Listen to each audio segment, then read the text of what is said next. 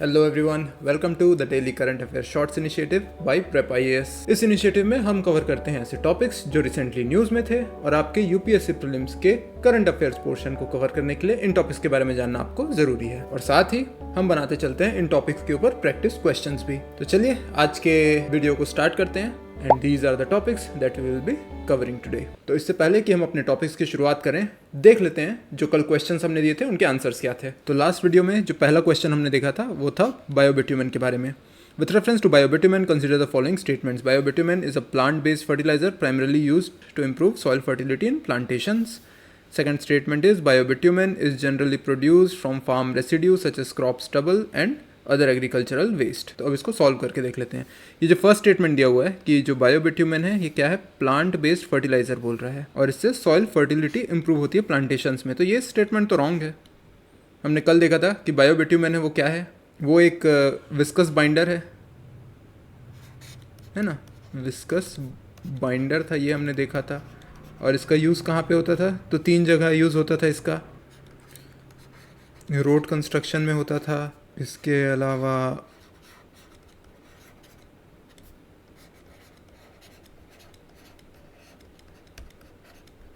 Water proofing में use होता था, है ना, रूफ की भी वाटर प्रूफिंग के लिए यूज़ होता है। तो हमने 3 इसके यूजेज देखे थे, लेकिन ये सॉइल फर्टिलिटी इंप्रूव करने के लिए यूज़ होता है ये हमने नहीं देखा था। तो ये वैसे भी स्टेटमेंट रॉन्ग है। अब स्टेटमेंट 2 जो है, biobitumen is generally produce from farm residue such as crop stubble and other agricultural waste. तो ये तो बिल्कुल सही है, क्योंकि जो नेचुरल बिट्यूमेन है वो क्रूड ऑयल का बाई प्रोडक्ट के रूप में बनता था और जो बायोबिट्यूमेन है वो फार्म रेसिड्यू वगैरह से, प्लांट बायोमास से बनता है, ये हमने पढ़ा था। तो सेकंड स्टेटमेंट सही है, इस कारण इसका आंसर क्या हो गया, बी। तो सेकंड क्वेश्चन देख लेते हैं। With reference to Nagoya protocol under the convention on biological diversity consider the following statements. First statement is it provides a legal framework to regulate access to genetic resources and promotes equitable sharing of benefit arising from their utilization. Second statement is internationally recognized certificates of compliance, जिसको IRCCs कहते हैं, certify that benefits from genetic resources have already been shared with the concerned communities. And third is India has performed poorly in implementing the protocol and is among the lowest contributors in terms of IRCC issuance in South Asia region. तो इसको solve करते हैं। It provides a legal framework to regulate access to genetic resources and promotes equitable sharing of benefits arising from their utilization. तो बिल्कुल ठीक है। अब second statement देखते हैं। जो IRCCs हैं, certify that benefits from genetic resources have already been shared with concerned communities. तो देखिए यहाँ पे गलत हो गया, क्योंकि ये क्या कह रहा है, already been shared, जबकि IRCCs हैं ये इनिशियली इशू की जाती हैं, उसके बाद उसमें कुछ रिसर्च होगा, है ना, रिसर्च होगा, उसके बाद उससे बेनिफिट्स मिलने वाले हैं, फिर उन बेनिफिट्स को वापस उस कम्युनिटी को शेयर किया जाएगा जिससे ये IRCC साइन किया गया था, है ना। तो जो बेनिफिट्स आने वाले हैं वो फ्यूचर में शेयर होंगे, ऑलरेडी शेयर नहीं हुए हैं, इस कारण सेकंड स्टेटमेंट गलत हो जाता है। फिर जो स्टेटमेंट 3 है कि India has performed poorly in implementing the protocols and is among the lowest contributors in terms of IRCC issuance in south Asian region. तो ये स्टेटमेंट भी रॉन्ग हो गया, क्योंकि न्यूज़ आर्टिकल ही इस बारे में था कि इंडिया अभी वर्ल्ड में नंबर 1 चल रहा है, ठीक है, वर्ल्ड में नंबर 1 है in terms of issuing IRCC। तो स्टेटमेंट 3 भी रॉन्ग हो गया। तो इसका आंसर सिर्फ स्टेटमेंट 1 ही सही है, तो इसका आंसर ए हो जाएगा। तो आज का पहला टॉपिक है Artemis 2 mission. NASA has successfully launched the Artemis 2 mission, sending astronauts on a historic crude journey around the moon after more than 50 years. तो नासा ने लॉन्च कर दिया है अपना आर्टेमिस 2 मिशन। क्या है ये मिशन, क्या है इसके ऑब्जेक्टिव्स, और इस मिशन को लेके नासा के क्या है फ्यूचर प्लान्स, और ऐसे कौन से माइलस्टोन्स हैं जो ये मिशन अचीव करने जा रहा है। तो इन सब क्वेश्चंस को हम लोग अभी आंसर कर लेते हैं। पहले तो देखते हैं कि क्या है ये आर्टेमिस 2 मिशन। तो ये एक मून मिशन है, लूनर फ्लाई बाई मिशन, यानी कि मून मिशन है ये एक नासा का, ठीक है। और यहाँ पे लिखा हुआ है फ्लाई बाई मिशन, इसका मतलब मून में लैंड नहीं करने वाले हैं, मून के अराउंड फ्लाई करके मिशन वापस आ जाएगा, ठीक है। ये मिशन है, कितने दिन के लिए है, तो 10 डेज़ के लिए है। अब इसके पहले नासा ने अपोलो मिशंस भेजे थे, जो कि 1961 से 72 के बीच बहुत सारे उन्होंने मिशंस भेजे, हर किसी का नाम अपोलो ही होता था, 1 2 3 4 ऐसा करके उन्होंने भेजा है। ये ह्यूमन मिशंस होते थे, है ना। और उन ह्यूमन मिशन के बाद ये पहला ह्यूमन मिशन है, वापस नासा ने ही भेजा है, जो अब मून की तरफ जा रहा है। इसमें एक जो इम्पोर्टेंट हो जाता है वो है अपोलो 11। अपोलो 11 जो मिशन है वो पहला मिशन था जब इंसान ने मून पे लैंडिंग की थी, ठीक है। तो इस अपोलो 11 मिशन को याद रखेंगे और अपोलो मिशन जो अपोलो प्रोग्राम है उसके तहत ही इन्होंने ये सभी मिशंस किए थे। अब इनका नया मिशन आ गया है जो आर्टेमिस मिशन, तो इसमें आर्टेमिस 2 इन्होंने अभी लॉन्च किया है। अब इस मिशन से जुड़ी कुछ खास बातें ये हैं कि पहला तो ये 6500 kilometre beyond the far side of the moon जाने वाला है, और ऐसा करके ये बन जाएगा farthest distance ever reached by human in space, यानी किसी इंसान के द्वारा आज तक स्पेस में जो फारदेस्ट डिस्टेंस कवर किया गया है उस माइलस्टोन को ये अचीव कर लेगा। ठीक है, तो इसका ये एक इंपॉर्टेंट है आपको याद रखने के लिए, बिल्कुल वन लाइनर फैक्ट पूछा जा सकता है प्रीलिम्स एग्जाम में, तो इसको याद रखेंगे कि farthest distance ever reached by humans in space. एक इमेज के साथ इसको समझ लेते हैं कि इस मिशन में क्या होने वाला है। तो देखिए इस इमेज में आप देख पा रहे हैं कि कैनेडी स्पेस सेंटर से लॉन्च होता है ये मिशन, उसके बाद ये आगे जाएगा, अर्थ का एक चक्कर पूरा करेगा।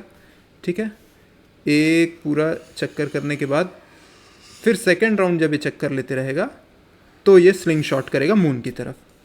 ठीक है, तो अर्थ का 2 रिवॉल्यूशन पूरा करेगा, एक रिवॉल्यूशन, उसके बाद सेकेंड रिवॉल्यूशन के दौरान ही ये स्लिंग शॉट होगा, और स्लिंग शॉट होकर कहाँ चल देगा, ये यहाँ पे मून है, तो मून के अराउंड एक बार ये रिवॉल्व करके वापस आ जाएगा, और वापस आके यहाँ पैसिफिक ओशियन में लैंड करने वाला है। क्योंकि क्रूड मिशन है ना, इंसान है इसमें, तो इसको वापस सेफली हमको लैंड भी कराना है, और फिर उनको क्रू मॉड्यूल से सेफली निकाल दिया जाएगा जो हमारे एस्ट्रोनॉट्स गए हैं इस मिशन में। तो ये जो पॉइंट होने वाला है, जो यहाँ पे नंबर 5 मेंशन्ड है, ये वाला पॉइंट होगा अर्थ से अभी तक का फारदेस्ट डिस्टेंस। ठीक है, किसी भी इंसान ने इतना डिस्टेंस अभी तक कवर नहीं किया है, तो ये फारदेस्ट डिस्टेंस कवर करने वाले हैं इस मिशन में, और लगभग ये 6500 किलोमीटर का डिस्टेंस होने वाला है। तो अब देख लेते हैं जो आर्टेमिस प्रोग्राम है इसका रोड मैप क्या है, क्या क्या इसमें होने वाला है। तो आर्टेमिस 1 है वो 22 में लॉन्च हुआ था, 2022 में, और ये एक अनक्रूड मिशन था। ठीक है, इसमें कोई इंसान नहीं गया था, ये सिर्फ टेस्टिंग के लिए भेजा गया था कि हमारे सिस्टम्स वहाँ पे प्रॉपरली फंक्शन कर रहे हैं कि नहीं, एक बार नासा इसको इंश्योर कर लिया। अभी जो आर्टेमिस 2 है ये क्रूड मिशन है, इसमें इंसानों को भी भेजा गया है, लेकिन ये मून पे लैंड नहीं करेंगे, ये एक बार फ्लाई बाई करके वापस आ जाएंगे। इसके बाद आर्टेमिस 3 मिशन आने वाला है जो कि 27-28 के अराउंड लॉन्च होगा, और इसमें ह्यूमन लैंडिंग होगी मून पे। ठीक है, ह्यूमन लैंडिंग होने वाली है मून पे। तो हमारे लिए ये इंपॉर्टेंट हो जाता है कि इसरो का एक मिशन देख लें। इसरो ने प्लान किया है कि हम मून लैंडिंग करेंगे, लेकिन हम लोग के इस मून लैंडिंग मिशन को लगभग 2040 तक हम सक्सेसफुली कर पाएंगे। तो अभी हमारे टाइमलाइन में 2040 है, और जो नासा है वो नेक्स्ट ईयर ही प्लान कर रहा है इसको करने का। और आर्टेमिस 4 जो है 2028 का, इसमें इन्होंने प्लान किया है कि वहाँ पे एस्टेब्लिश करेंगे और एक्सपेंड करेंगे लूनर इंफ्रास्ट्रक्चर। तो अब नासा वहाँ पे इंफ्रास्ट्रक्चर भी खड़ा करना शुरू करेगा ताकि फ्यूचर जो भी मिशंस जाएं उनके लिए एक ऑलरेडी बेस कैंप बना रहे वहाँ पे। तो कितना ये सक्सेसफुल हो पाएगा और कितना वायबल हो पाएगा ये तो वक्त ही बताएगा। अभी आपके लिए बस जानना ये ज़रूरी है कि आर्टेमिस 2 मिशन लॉन्च किया गया है, मून से रिलेटेड मिशन है, मून पे लैंड नहीं करने वाला है ये मिशन। ठीक है, लेकिन इसने एक माइलस्टोन अचीव किया है, वो आपको पता होना चाहिए। और इंडिया के केस में हम कब तक प्लान कर रहे हैं मून लैंडिंग की। इस टॉपिक से इतना ही था। अब आ जाते हैं अपने नेक्स्ट टॉपिक पे। तो नेक्स्ट टॉपिक है FCRA amendment bill. The Union government has postponed the Lok Sabha discussion on the Foreign Contribution Regulation Amendment Bill 2026 following widespread protests and political controversy, especially in Kerala ahead of assembly elections. तो union government Lok Sabha में लेके आती है foreign contribution regulation amendment bill, यानी कि FCRA amendment bill 2026। लेकिन इससे पहले कि इस बिल पे डिस्कशन हो पाए, गवर्नमेंट को इतने प्रोटेस्ट का सामना करना पड़ता है कि उन्होंने इस बिल को पोस्टपोन करने का फैसला कर लिया। तो क्या है ये FCRA बिल, क्यों इतने इसका प्रोटेस्ट हो रहा है, और क्या रिलेशन है इसका केरला के असेंबली इलेक्शन से, इन सभी क्वेश्चंस को अब हम एक एक करके आंसर करेंगे। तो पहले देख लेते हैं कि क्या है FCRA amendment bill. FCRA amendment bill ये फॉरेन कंट्रीब्यूशन रेगुलेशन एक्ट, जो कि FCRA एक्ट जिसको बोलते हैं 2010, इसको अमेंड करता है। लेकिन अमेंडमेंट नहीं हुआ है, क्योंकि देखिए यहाँ पे लिखा हुआ है बिल, एक्ट नहीं लिखा हुआ है। अगर ये पास हो जाता तो ये बन जाता एक्ट। तो अभी ये बिल है, डिस्कशन के लिए लोकसभा में जाएगा, राज्यसभा में जाएगा, फिर प्रेसिडेंट के सिग्नेचर होंगे, उसके बाद ये बनेगा एक्ट। लेकिन लोकसभा में ही गवर्नमेंट ने फिलहाल इसकी डिस्कशन को पोस्टपोन कर दिया है। तो क्या है इससे रिलेटेड इशू, तो हम आगे देखने वाले हैं। पहले आप ये जान लीजिए कि जो FCRA एक्ट है, फॉरेन कंट्रीब्यूशन रेगुलेशन, ये किस चीज़ को रेगुलेट कर रहा है ना, रेगुलेशन की बात हो रही है, तो किस चीज़ को रेगुलेट कर रहा है, तो ये रेगुलेट करता है फॉरेन फंड्स को। जो फॉरेन फंड्स किसी इंडिविजुअल, NGO या फिर किसी भी कंपनी को इंडिया में जब भेजे जाते हैं, उनको रेगुलेशन का काम करता है ये FCRA एक्ट। तो यहाँ किस टाइप के फंड की बात हो रही है, क्या FDI, FII, जो कि ये भी तो फॉरेन फंड्स ही हैं, FDI, FII ये भी इसके अंदर आते हैं। कौन से फंड्स आते हैं उसको समझ लीजिए कि जो FCRA है, ठीक है, वो कवर करता है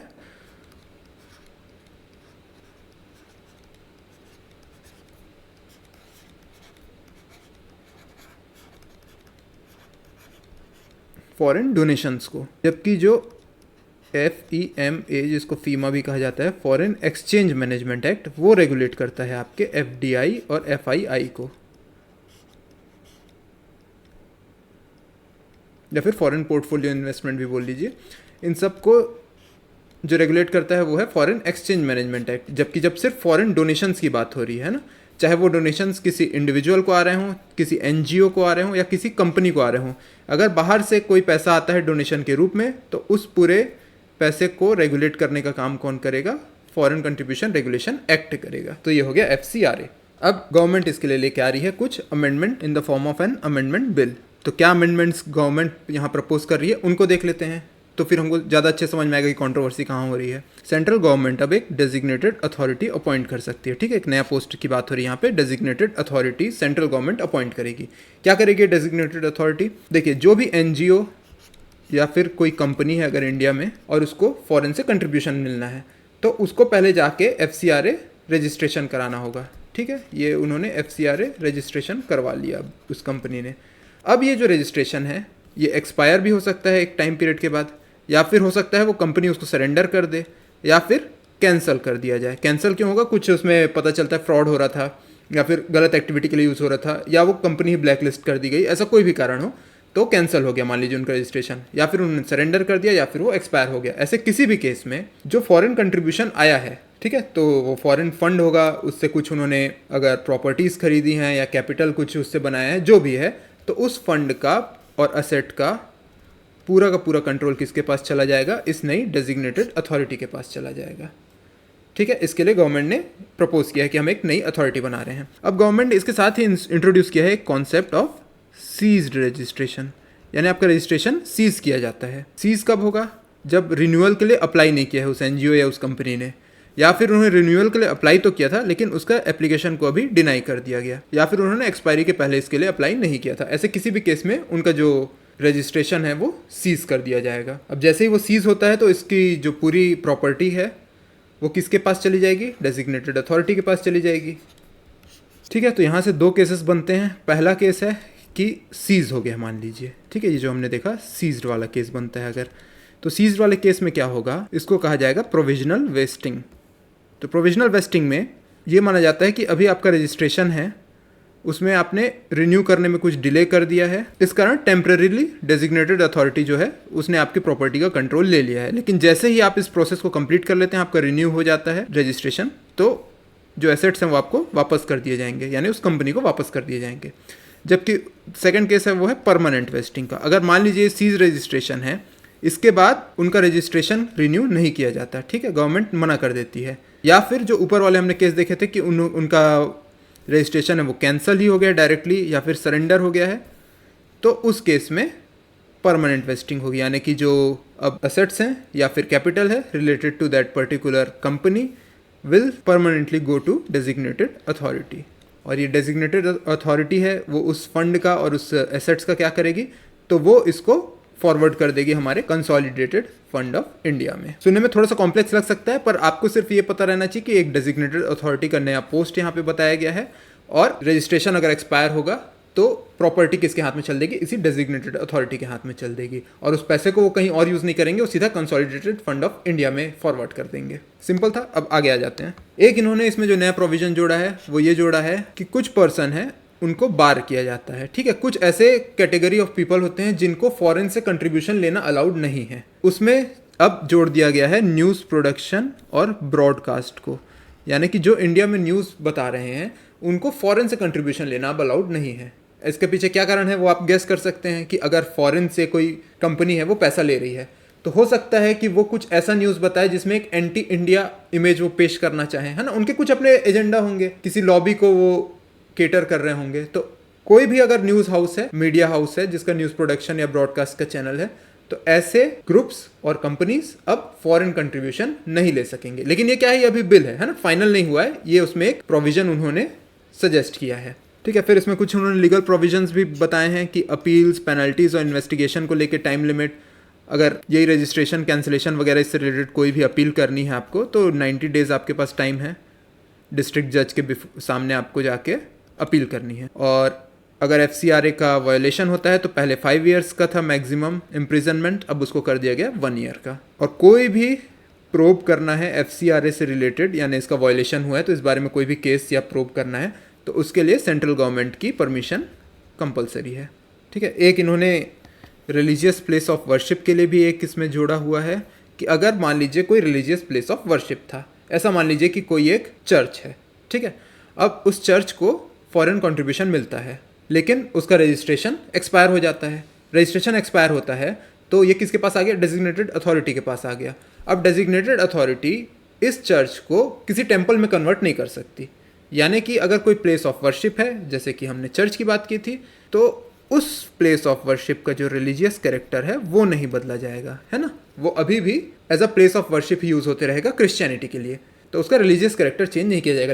लेकिन ये वाला प्रोविजन किसके लिए? ये सिर्फ प्लेसेस ऑफ वर्शिप के लिए है। ठीक है। तो ये आपने देख लिया जो प्रपोज्ड प्रोविजंस थे। अब इसके कारण क्या कंट्रोवर्सी क्रिएट हो रही है वो देख लेते हैं।